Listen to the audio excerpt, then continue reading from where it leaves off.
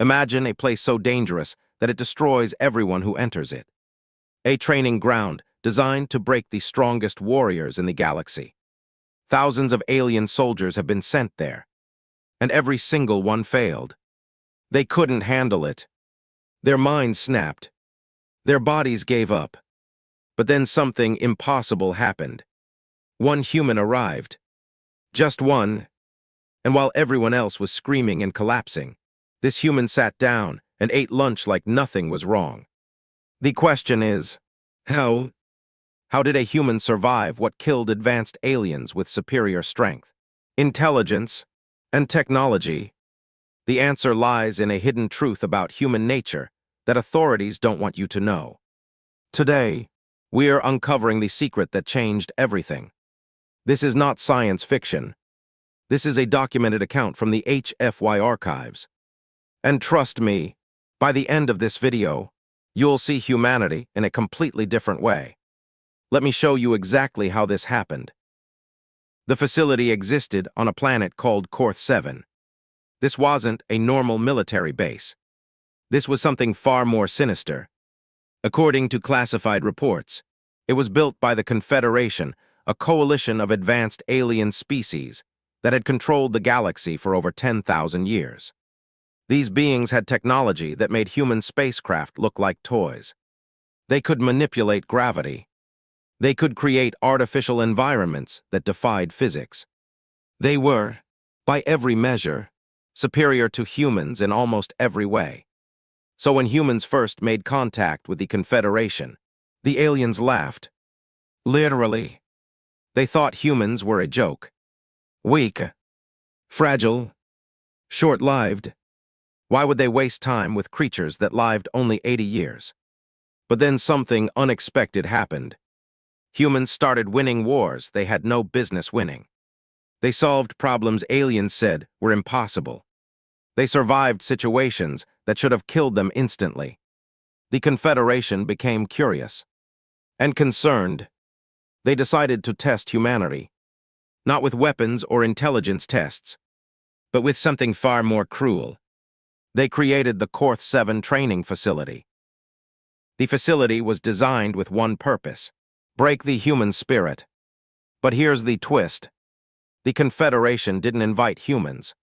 They invited their own soldiers, the strongest warriors from every member species in the Confederation. These weren't ordinary soldiers. These were champions, elite fighters who had trained for decades. Some had been enhanced with cybernetic implants. Others possessed natural abilities that seemed superhuman by any standard.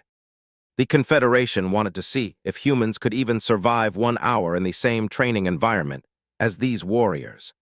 They thought it would be a quick answer, a simple test that would prove human inferiority once and for all. The training program lasted 6 weeks. Each day pushed the participants to absolute limits. The first week focused on physical endurance.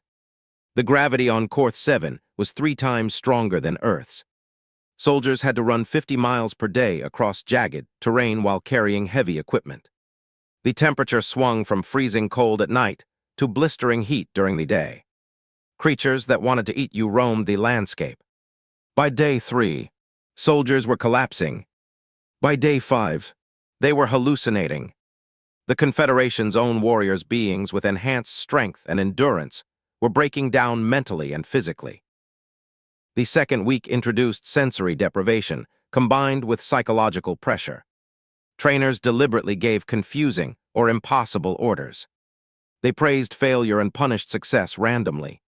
The goal was to destroy a soldier's ability to trust their own judgment.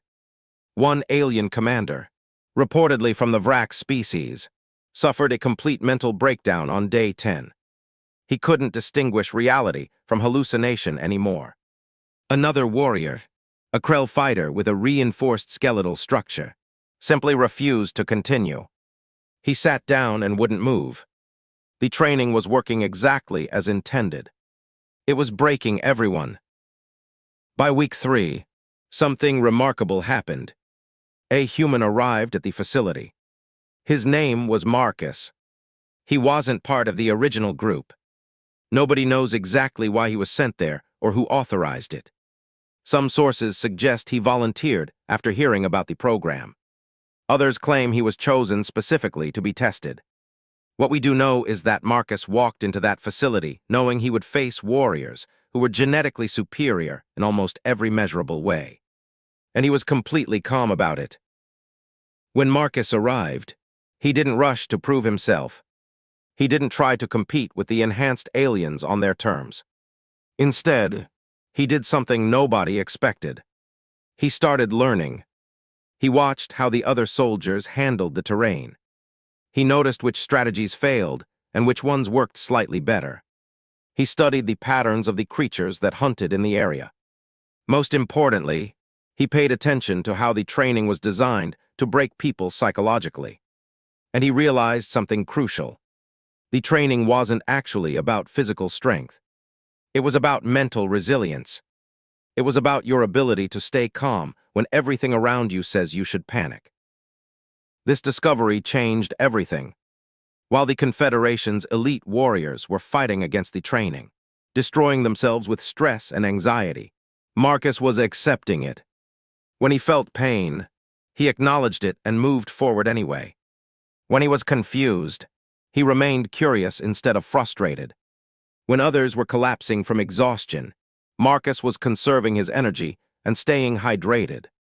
Simple things, basic strategies, but they worked because they came from a completely different perspective on what it meant to survive. Week 4 brought a revelation that shocked the Confederation's leadership. Marcus wasn't just surviving, he was thriving. While other soldiers were still breaking down, Marcus had found a rhythm. He had adapted. But more than that, he had discovered something that the advanced aliens had completely overlooked. The human body isn't the strongest. Human muscles aren't the fastest. Human brains aren't the most powerful processors. But human minds have something unique. Something the Confederation never accounted for.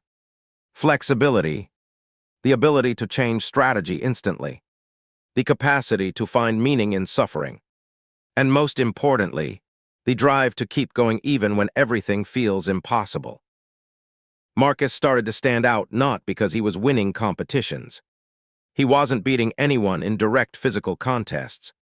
He was standing out because he remained mentally intact while everyone else was fragmenting. One alien warrior, a being called Thex, who came from a species known for their analytical minds, approached Marcus one evening. Thex was struggling. He had been trained since birth to solve problems logically. But the training facility wasn't presenting logical problems. It was presenting chaos. Thex asked Marcus how he was managing to stay sane. Marcus told him something simple. He said, "I stopped trying to winches. I started trying to understand." That single shift in perspective changed Thex's entire approach. Thex stopped fighting the training and started observing it instead. His mental state improved almost immediately. By the middle of week 4, something unexpected began happening. Other soldiers started following Marcus's example. Not because he was ordering them to. Not because he was a natural leader. Simply because his strategy was working, and they could see it. Warriors from 6 different species began adopting his approach. Stay calm. Conserve energy. Accept what you cannot change. Focus on what you can control. The training facility, which was supposed to be breaking everyone, suddenly had a core group of soldiers who were adapting and surviving. The Confederation's scientists were confused. This wasn't supposed to happen. But the most shocking moment came during week 5. The trainers decided to escalate the program. They introduced what they called the final test. All remaining soldiers would be placed in a massive underground cavern with limited resources. They had to survive for 72 hours with minimal food and water. The cavern was dark. The air was thin. And there were creatures down there that hadn't seen sunlight in millions of years. Predatory creatures. Dangerous creatures. This is where the story takes its most incredible turn. The Confederation expected this would finally break everyone, including Marcus. They set up monitoring equipment to watch what would happen. What they witnessed defied their understanding of biology and psychology completely. Marcus and the other soldiers who had followed his teachings didn't panic. They didn't fight. They didn't try to overcome the cavern through force or aggression. Instead, they found a way to coexist with it. They moved slowly and carefully. They made noise at regular intervals to warn creatures they were coming. They found water sources by observing where the creatures gathered. They found food by studying what the creatures ate. But here's the part that truly shocked the Confederation. Marcus actually helped an injured alien warrior survive. A being from the Krell species who was barely conscious. Marcus found shelter for this warrior. He shared his limited water. He stayed awake through the night to make sure predators didn't attack while the Krell warrior slept. This was completely unexpected. The entire training program was built on competition, on survival of the fittest, on every individual fighting for themselves. But Marcus operated on a completely different principle. He understood that in truly extreme situations, cooperation trumps competition. Community trumps individualism. That humans, throughout their history, had always survived not through individual strength, but through working together. When the 72 hours ended and soldiers emerged from the cavern, something remarkable had happened. More soldiers had survived than any Confederation official thought possible. And they had survived not by fighting each other or the environment. They had survived by adapting and helping each other. The Confederation watched this and realized something disturbing. Humans weren't weaker than them. Humans were different. And in certain situations, different was actually better. The final week of training was supposed to separate the strong from the weak. Instead, it revealed something the Confederation had never considered. The soldiers who survived weren't the ones with the most advanced technology or the strongest natural abilities. They were the ones who remained flexible in their thinking. The ones who could change strategy when conditions changed. The ones who understood that survival isn't about being the best. It's about being adaptable. Marcus didn't finish in first place in any individual competition, but he finished in the top 10 in nearly every category. More importantly, he had the lowest stress markers, the lowest injury rates, and the highest morale. Scientists studying the data were baffled. How could someone with less strength, less speed, and less natural ability outperform enhanced warriors? The answer, when they finally understood it, was both simple and profound. Marcus had something those other warriors didn't have. He had perspective. Throughout his life, humans had taught Marcus that adversity was temporary, that suffering had meaning, that giving up was always an option, which meant choosing to continue was always a choice. The Confederation's warriors, by contrast, had been taught that they should be superior, that they shouldn't struggle, that if they were struggling, something was wrong with them. When reality contradicted this programming, they broke. Their minds couldn't reconcile the difference between what they believed about themselves and what they were experiencing. On the final day of training, the Confederation's leadership made an announcement. They had decided to extend the program, not to break more humans, but to study them. They wanted to understand how human minds worked, how humans could remain calm in chaos, how humans could find motivation in situations where all motivation seemed pointless. They brought in psychologists. They conducted interviews. They reviewed every decision Marcus had made throughout the 6 weeks. What they discovered changed everything. It turned out that humans have several psychological advantages that other species didn't develop. First, humans are natural storytellers.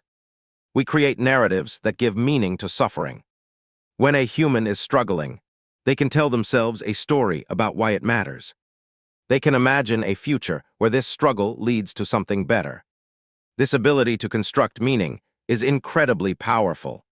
It kept Marcus going when pure willpower would have failed. Second, humans are deeply social creatures. We evolved in small groups where cooperation was essential for survival. Our brains are literally wired to care about others. This meant that when Marcus helped that injured Krell warrior, he wasn't making a tactical decision. He was following an instinct that was written into his DNA. And this instinct, it turned out, was incredibly valuable in high-stress situations. It created bonds between soldiers. It created teams. And teams are more resilient than individuals. Third, and perhaps most importantly, humans have an extraordinary capacity for hope. Even in the darkest situations, humans can find reasons to believe things might improve. This isn't wishful thinking. It's a psychological adaptation that humans developed over thousands of years. Our ancestors faced predators, starvation, disease, and war, and they survived not because they were the strongest, but because they refused to give up hope. The Confederation realized that by trying to break humans through physical and psychological stress, they had actually discovered humanity's greatest strength. Humans don't excel when everything is easy. Humans excel when everything is difficult. When the situation seems impossible, humans somehow find a way forward. This wasn't weakness. This was a completely different kind of strength. A strength based not on individual power, but on collective resilience. By the end of week 6, the training facility was shut down. Not because the Confederation wanted to stop the program, but because they realized they needed to fundamentally rethink their understanding of what makes a species strong. They had tested humans against their own elite warriors in an environment designed to break them. And humans had not only survived, they had inspired others to survive. They had changed the game entirely. Marcus was offered a position in the Confederation's military. He turned it down. He wanted to go home, to Earth, to tell his species what he had learned, that humans had something unique, something that couldn't be manufactured or implanted, something that came from our history, our culture, and our fundamental nature as adaptable, hopeful, social creatures. The Confederation let him go, because they knew something that most humans still don't understand. In the long game, the species that survives isn't the one with the most power. It's the one with the most resilience. And by that measure, humans were the real winners. News of the training facility eventually leaked. It spread through human networks, then through media channels, then across the entire galaxy. Different species reacted differently. Some, like the Krell, wanted to study human psychology more closely. Others, like the Vrax, saw humans as a genuine threat for the first time. Not because humans were stronger militarily, but because humans possessed something that couldn't be countered with technology or raw power. Humans could inspire. Humans could adapt. Humans could turn tragedy into meaning. The Confederation called an emergency meeting. They had a problem.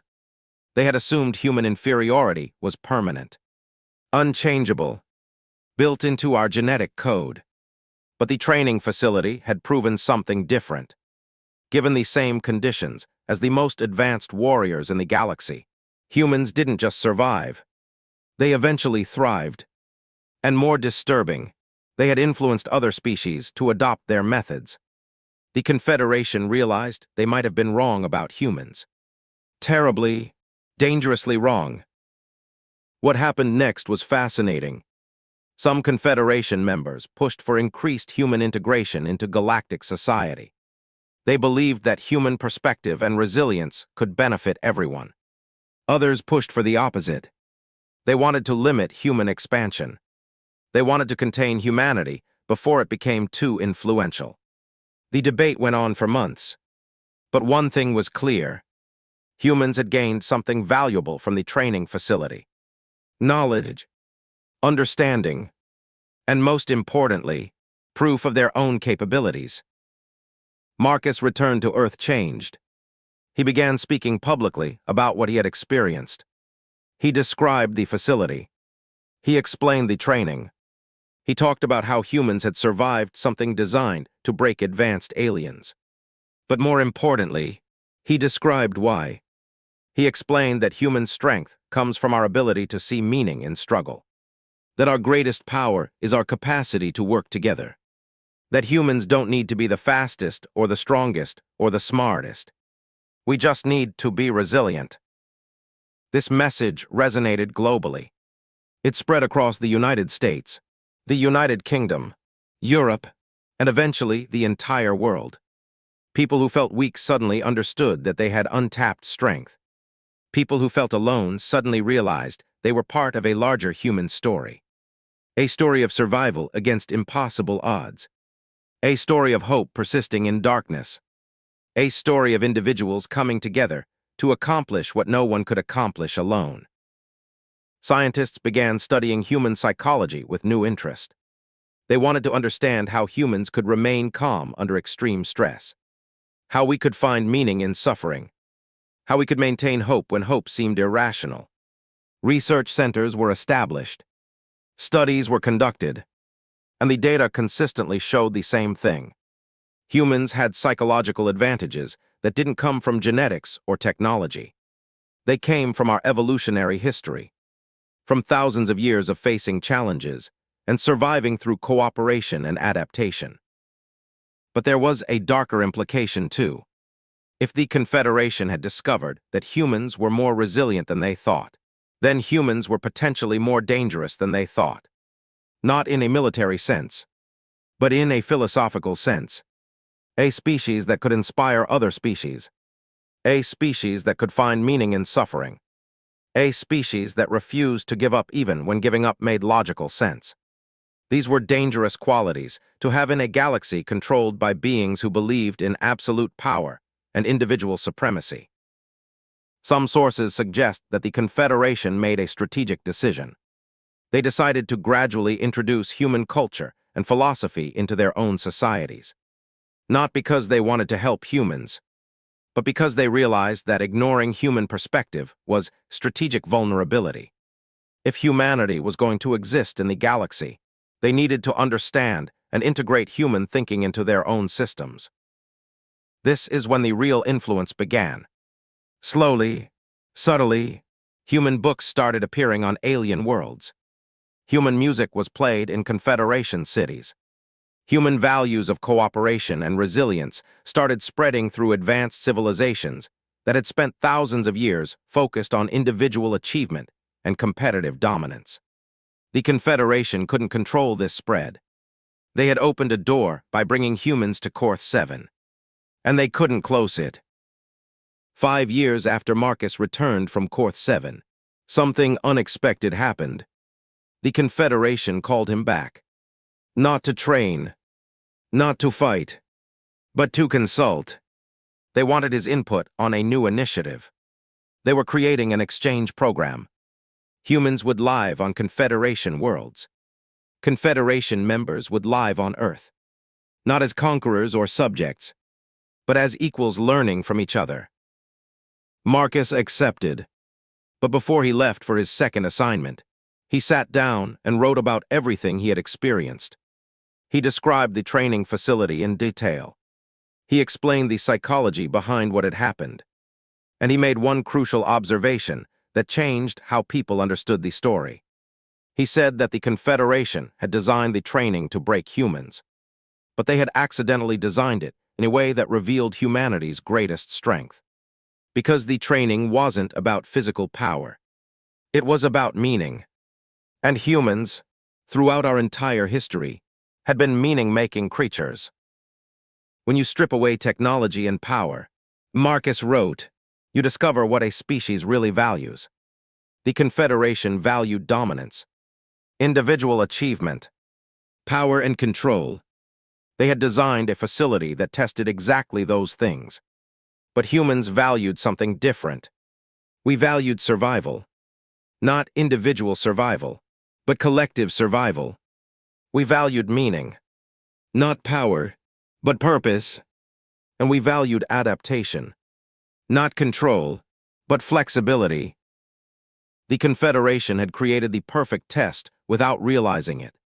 A test that would reveal not human weakness, but human strength.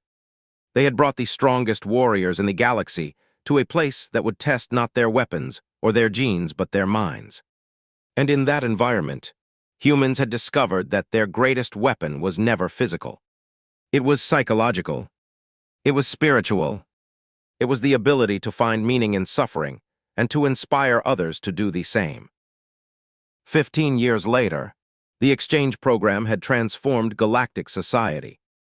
Human counselors worked with Confederation governments on conflict resolution. Human teachers worked in schools across the galaxy, teaching philosophy and ethics.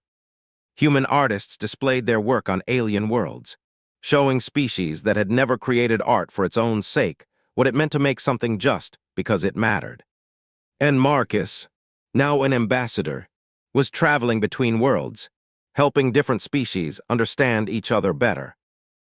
The hidden training that was supposed to break everyone had instead broken open the Confederation's understanding of what strength really means. It wasn't muscles or intelligence or technology. It was resilience. It was hope. It was the refusal to give up even when giving up made perfect sense. It was the ability to see meaning in suffering and to help others see it too. The real revelation, when you look back at the entire story, is this. The Confederation thought they were testing humans, but they were actually testing themselves. And they failed the test miserably. They failed because they didn't understand that strength comes in many forms. They failed because they had forgotten that the best leaders aren't the strongest individuals, but the ones who can inspire collective action. They failed because they had confused power with resilience. And humans, a species they had dismissed as weak, had succeeded, not by winning through force, not by being smarter or faster or stronger, but by being something the Confederation had never learned to value. By being adaptable, by being hopeful, by being willing to help others even when helping others cost them something. By being human. This is why the story matters. Not because it shows humans are superior to aliens, but because it shows that superiority itself is a flawed concept. Different species have different strengths. And in a galaxy where conflict was the standard, what the Confederation desperately needed was exactly what humans naturally possessed. The ability to find peace in chaos, to create community in isolation, to maintain hope when hope seemed impossible. Here's the twist nobody sees coming. The Confederation didn't shut down the training facility because it failed. They shut it down because it succeeded. It succeeded in proving that their entire philosophy was built on a lie. They had assumed that evolution favored power and dominance. But what Korth 7 revealed was that evolution favors adaptability. It favors creatures that can work together. It favors species that can find meaning in challenge. Marcus's real gift wasn't physical. It was philosophical. He showed that in extreme situations, the human approach acceptance, adaptation, cooperation outperforms the Confederation's approach dominance. Competition, control. That revelation terrified them. Because if humans were right about how to survive, then the Confederation might have been wrong about everything. Today, 15 years later, the galaxy is different. Not because humans conquered it, but because humanity's approach to resilience spread like a virus through advanced civilization. And that invisible revolution might be the most important victory humanity has ever won. This story reveals three massive truths about human nature. First, humans survive not through individual power, but through collective resilience and adaptation. Second, humans possess an unmatched ability to find meaning in suffering, which keeps us moving forward when logic says we should stop. Third, humans have influenced entire galaxies simply by being authentically human hopeful, adaptable, and willing to help others. The training facility that was supposed to break everyone taught the galaxy something profound. That the species they had dismissed as weak possessed a strength they had never developed. That resilience beats power. That hope beats despair. That community beats competition. If this story opened your eyes to what makes humanity truly powerful, I want you to do three things. First, Hit that subscribe button, because we're uncovering more hidden truths about human nature and our place in the universe. Second, drop a comment telling me which part of this story shocked you the most. I read every single comment, and I respond to as many as I can. Third, if you want deeper analysis on HFY stories and the psychology behind why humans matter in the cosmic picture, join our exclusive community. I'll send you weekly breakdowns of stories just like this one, plus insider insights you won't find anywhere else on YouTube. The question isn't whether humans are superior to other species. The question is whether we understand what our actual strengths are.